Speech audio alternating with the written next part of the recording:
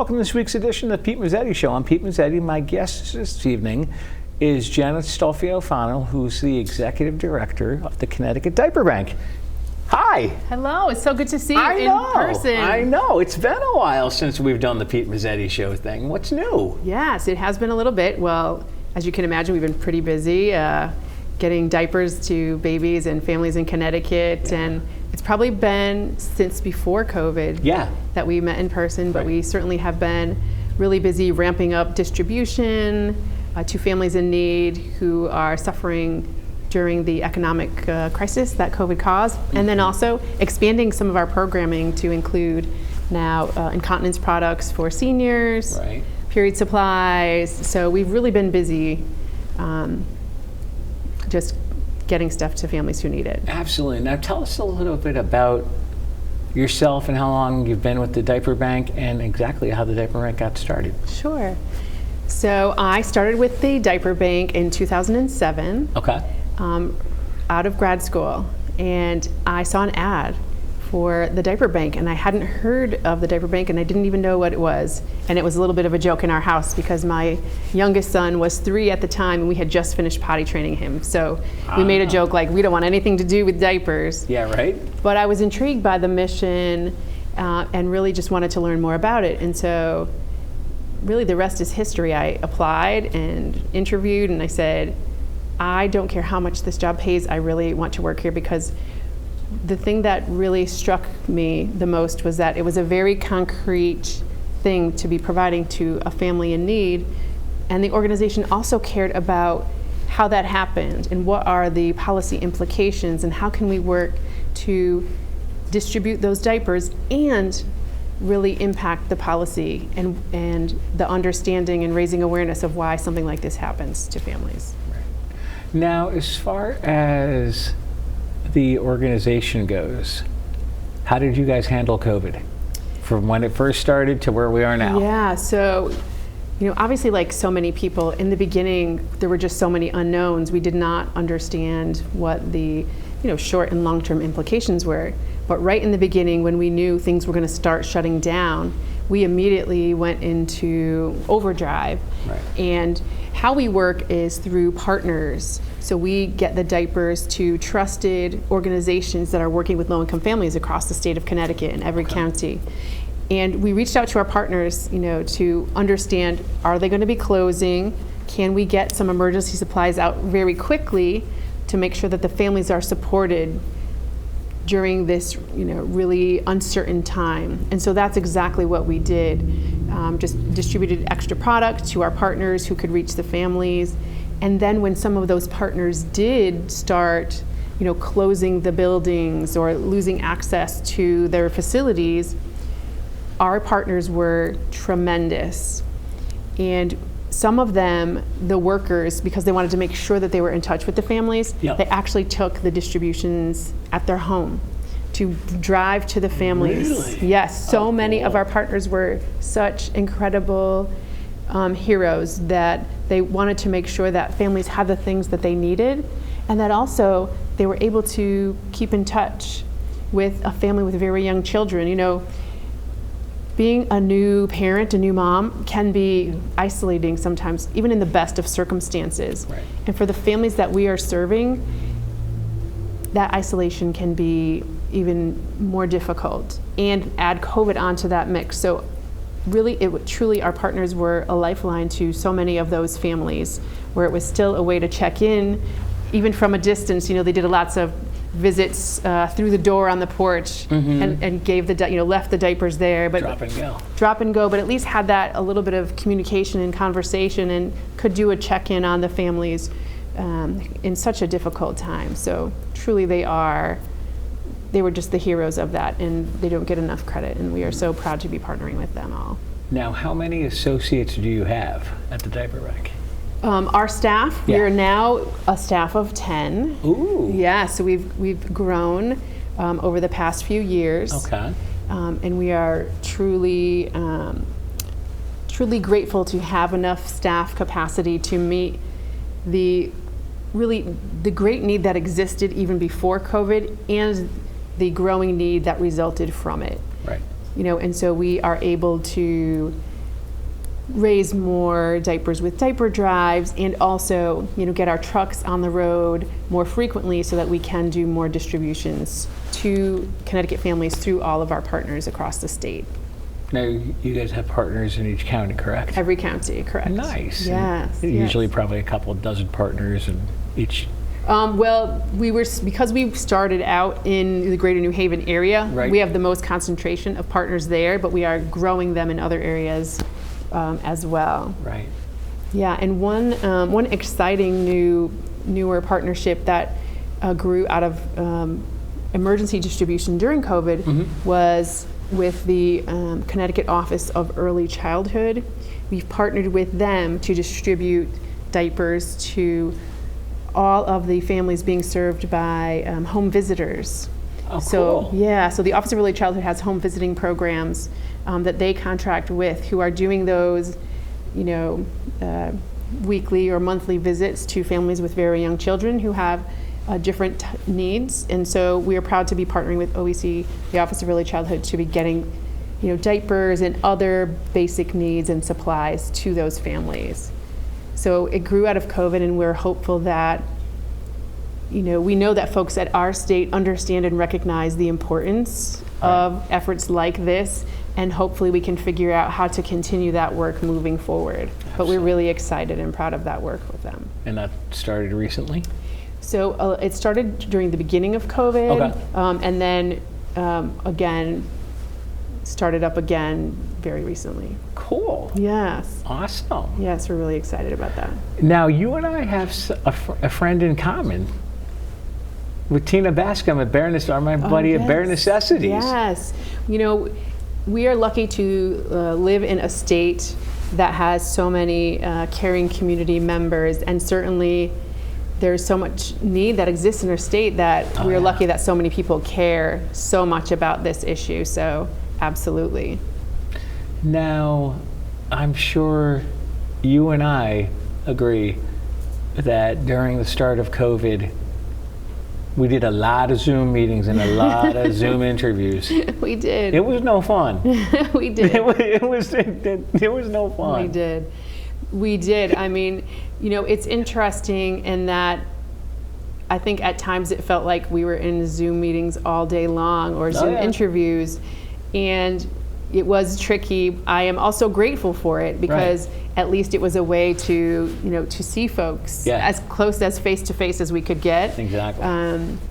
But it did make us think about what are the opportunities that we have, as a statewide organization. We don't have to spend all of our time on the road. We can do, some Zoom, meetings right. over Zoom to engage more folks in this important work. Wow. Now are you guys doing the diaper drives in person now, or is everything still virtually?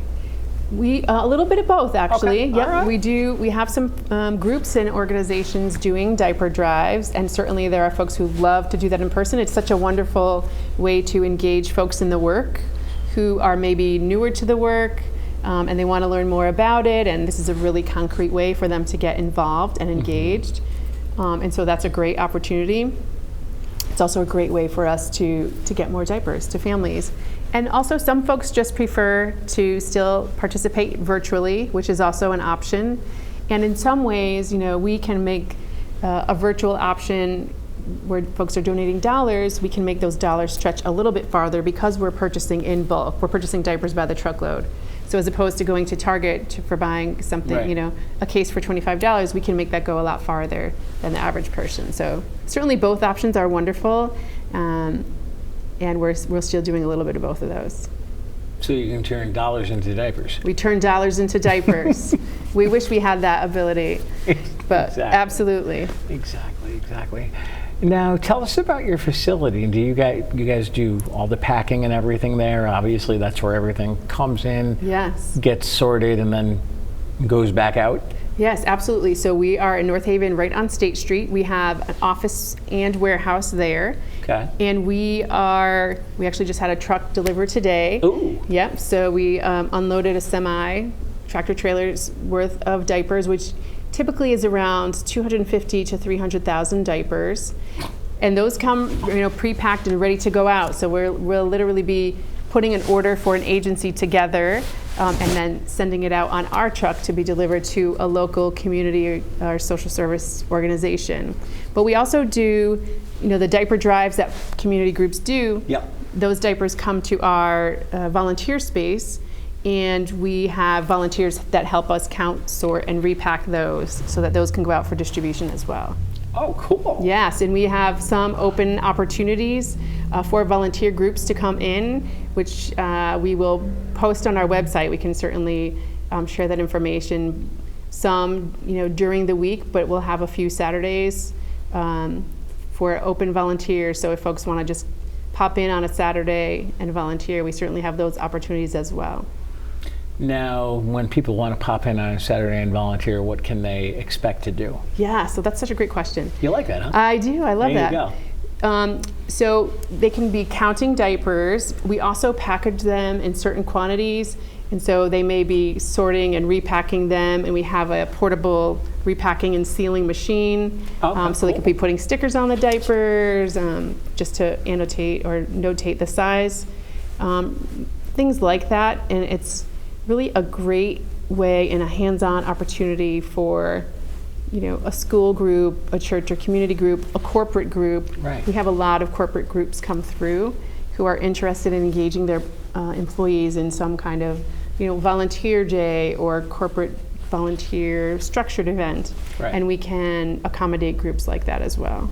Cool. Yes. Very nice. And it's really, it's a good opportunity to do something hands-on while learning and understanding about the work. Right. And then they can see the scope and scale of our operation, because I think sometimes folks don't realize, how large our operation is. So it's a good opportunity for folks to take a look at the warehouse and see how that all works.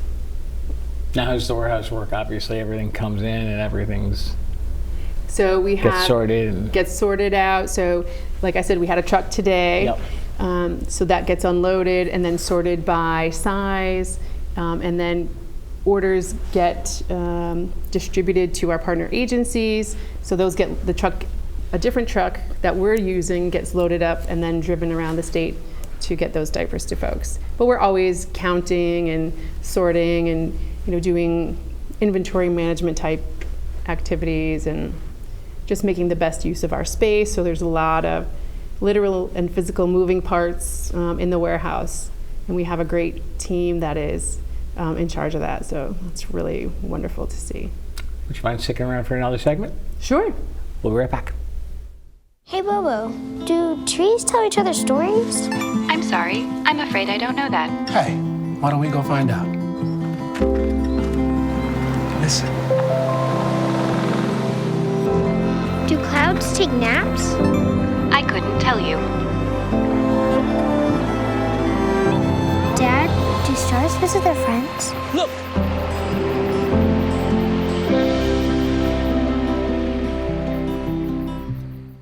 You matter. You matter. You matter. And your words matter too. Your words matter. What you say in the hallways at school or in the student section at a game matters. Words can be hurtful. Words can be offensive. Words can leave scars. Words can also inspire. Support and uplift. You and your words. Are they both important? As a matter of fact, yes. Welcome back to this week's edition of the Pete Mezzetti Show. I'm Pete Mezzetti, sitting here with Janet Stolfi Alfano, who's the Executive Director of the Connecticut Diaper Bank. Welcome back. Thank you. Happy to be here. Thanks for sticking around. So if people need diapers, how can they get them? Yes, so that's a great question. So as I was talking a little bit about before, we have great partnerships with organizations across the state of Connecticut. Okay.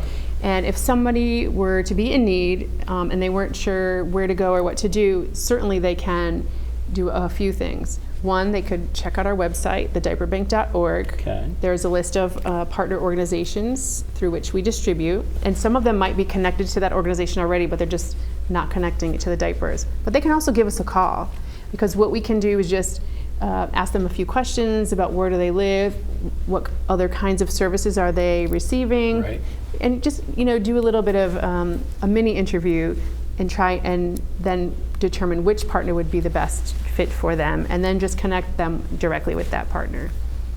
But Cool. yeah, so the reason that we work with partners is because we can actually reach more families and children that way than if we were to say, take walk-ins at our location. It's really much more effective and efficient for us to work with trusted partners who are already working with so many families across the state of Connecticut, Right. and they have relationships with those families. And so we just want to add to what they're already doing, as opposed to making a family go somewhere else for services.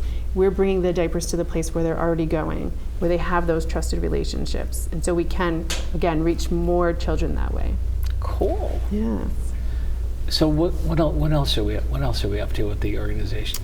Yeah, so we're always thinking about how to increase our impact and meet more of the need that exists in the state, and we do that in a number of different ways by, doing diaper drives like we talked about, and increasing volunteerism, and of course we raise funds through individuals, we write grants, we throw events, and we are, stay tuned, we are hopefully going to be announcing soon our upcoming event in the fall. Okay. And we'll let you know when that happens. That means you got to come back on with I'll you. have You to know come that, back. right? Absolutely. You know that, right? Absolutely, I'll be back. But certainly anything folks can do to raise awareness or help us raise funds to meet more of the need that exists in the state, there's a lot of ways to get involved. Now, how easy is it to do if you're an independent person Yes. and want to do a diaper drive? Yes. How easy is it? It's so easy. We actually have a kit. Of course you do. We have a kit, but it is easy, and we have a lot of years of experience, and have learned from lots of those opportunities in the past where it's a great thing to set a range of time to do a diaper drive, because it might not be something that you have in your pantry if you don't have a young child. So Right. folks need a little bit of time to maybe purchase the correct item, go to the store, bring it to the drive. It's a really easy way, again, to do something in person or virtual. We have a lot of information on our website, including a kit with the materials and marketing materials that you would need in order to do that. And I'm sure the in-person is a lot more fun than the virtual. Absolutely, a lot more fun. Absolutely. So as far as how are you guys doing to this day with what's going on, handling COVID, and your warehouses are open and the Yes. employees back? And Yes, so yes, thank you for asking. We actually didn't close at all. Really? But we did, any staff that didn't need to be on site stayed at home. But my warehouse team and myself, we actually stayed throughout. And gradually folks have come back. But some folks still, are hybrid, so they'll come in a few days. Or I have one who is remote most of the time. Okay. But so that there wasn't really a shutdown or slowdown. Mostly now it's growing the team, seeing how our partners are doing. There are many organizations who lost staff, whether it was due to illness or funding. Oh, yeah. And so we are just working with the partners to make sure that families can get the things that they need. So whether it's onboarding new partners, just ensuring that there's no disruption to the things that folks need across the state. That's something that we're really focused on right now. Certainly we know that folks are still being impacted by the economic efforts from COVID. Some folks lost jobs. They were in industries that were most severely impacted, like the restaurant industry and the service industries, and again, the folks who already are a lot of whom are in need of our services already, and so this had the most severe impact on those folks. Now we didn't talk about this yet. How are you guys funded? So we have some state funding. Okay. We also have some emergency COVID monies, whether it's through ARPA. Yeah. And some through housing. We also, write grants. Okay. We have lots of individual donors and fundraising events that either we hold or that folks hold on our behalf. So really a wide range, and that's necessary. that it's important for all of those segments to be participating in the provision of this basic need. You know, the government, nonprofit, individuals, organizations, corporations, civic and community groups. It's important that they each have a role to play in making sure that folks' basic needs are met. Now, how did the idea of the organization come about? So when we started to, you asked me about this and I didn't even answer, so thank you for bringing it up again. That's okay. Thank you. So in 2004, a social worker by the name of Joanne Goldblum, she worked as a social worker who did home visits to families in New Haven and saw so many who really lacked access to basic needs. You know, things like diapers, toilet paper, cleaning supplies, all of the items that are not funded under any governmental type of program. Right. And so it was something that she brought up all the time at work and at home, and finally, you know, a group of friends got together to buy some diapers to give to local community organizations. And it was out of her home that the first distributions took place. And she partnered with 5 organizations that were working with low-income families in New Haven, and they bought the diapers for those organizations. Oh, cool. They came to their house, you know, one Saturday out of the month, and they gave those folks diapers to give to the families who needed them. So from those 5 organizations to now, you know, the over 100 that we partner with across the state, we certainly have grown, and that the issue is now one, you know, that is recognized across the country, you know, by her work and by the work of many others who are working on this. And I'm sure, especially now during the summer with the kids home, people go through diapers a lot quicker than during the school year. Yeah, it's really interesting. I mean, there are certainly regulations around how often you have to change your diaper when your child is in childcare. That can actually sometimes be more frequent than you might change your child at home. Right. So yes, and one thing that we do know is that some of the partners that folks normally access services on close during the summer. So some of the school-based programming or you know, certain faith-based programs that just don't have the funding to staff through the summer may close during that time. So it can be that there's an increased need because of those types of closures. And that's got to be difficult. For families, absolutely. That's got to be tough. Absolutely. I mean, one thing that we try to do with our partners who may be in that situation is, you know, give the whole supply for the summer, so that the organization can give the family even more of a supply, knowing that they might not be open during that time frame. Right. Yeah. And then once the schools go back into session, everything probably opens back up again. Absolutely. All the programs. And yes. Yep. All the programs and everything. Yeah. What else do we want to talk about? What other? Let's see. So we, you know, of course, there's all this going on. We're trying to get back to where we were before COVID. We know that we're not quite there yet. And then here we have supply chain issues with formula. Yeah. Yeah. So we had been working on that as well, because so many of the families that we serve, as you can imagine, if there's a need for diapers, there's also a need for formula. Of course. And we had already been working on this issue because of COVID-related economic hardship. And so we had a little bit of a supply that we had been able to, during the current crisis, distribute to the families that need it through our network. So, but we also know that it was so important for us to reach out to our elected officials to say, this is really important to the families, and here's what's happening to them. And we are lucky in Connecticut that we have folks who really listen and understand and put forward policy solutions to think about, you know, the urgent situation right now with formula, but also how can we change it so that this situation doesn't happen again.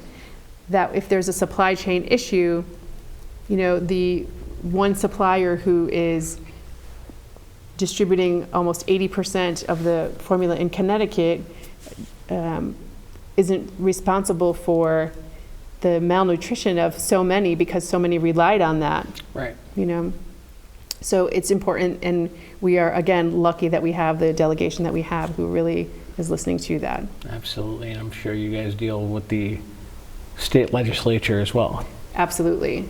Yes, and we've been, something really exciting that we worked on over the past year is menstrual equity legislation, which is going to improve access to period supplies for folks in school, in colleges, universities, community colleges, jails, prisons, as well as shelters across the state. And we'll be working with state leaders to help with the implementation of that as well. So we're really excited about the coalition that worked to pass that and what our role will be moving forward to help make sure that gets implemented. We're about to run out of time, but before we do, one more time with the website, if people want more information, where are they going? Sure, thediaperbank.org, or we can be reached 203-934-7009. Janet Stolfi Alfano from the Diaper Bank of Connecticut, thanks for some time, and we'll see you again soon. Thank you so much for having me. Thanks. On behalf of Janet Stolfi Alfano, I'm Pete Mezzetti. Thanks, good night, and we'll see you next time.